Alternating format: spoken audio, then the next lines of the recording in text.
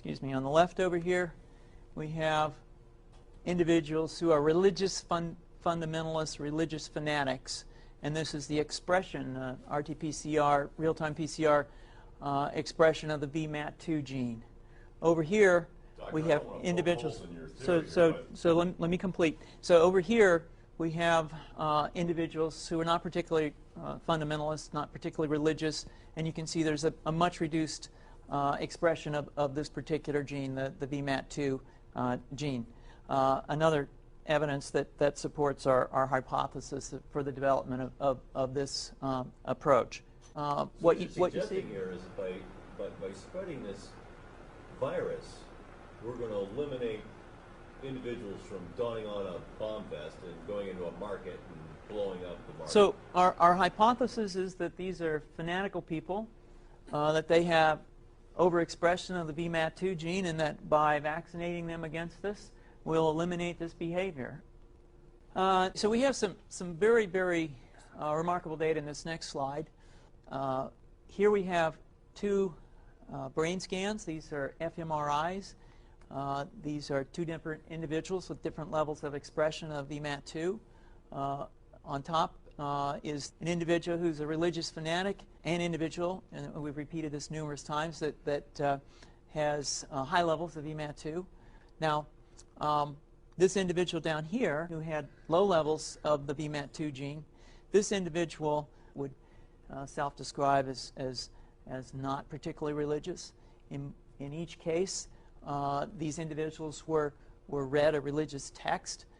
This individual lit up the right middle frontal gyrus, shown here, and that's a part of the brain that's associated with theory of mind. It's a part of the brain that has to do with intents and beliefs and desires. In contrast, in marked contrast, here's an individual who would not particularly self-describe as religious, and when they're read a religious text, what you see is that this part of the brain called the anterior insula lights up. This is a part of the brain that's associated with disgust or displeasure on hearing something. So you're suggesting I take a CT scan with me when I'm evaluating people to determine whether I put a bullet in their head? So the data that I'm presenting here supports the concept that we're proposing, and I think that we would not propose to do CT scans or fMRIs on individuals out in the hinterlands of Afghanistan. The virus would immunize against this VMAT2 gene, and that would have the effect that you see here, which is it's essentially to turn a fanatic into a normal person. And we think that will have major effects in the Middle East. How would you suggest that this is going to be dispersed? Aerosol? Well, so the present plan and the tests that we've done so far have used respiratory viruses, such as flu or rhinoviruses, and we believe that that's a satisfactory way to get the exposure of the largest part of the population. Most of us, of course, have been exposed to both of those viruses, and we're quite confident that this will be a very successful approach. This is fascinating. What's the name of this proposal?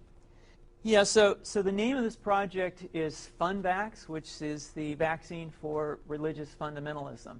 And you have a proposal already?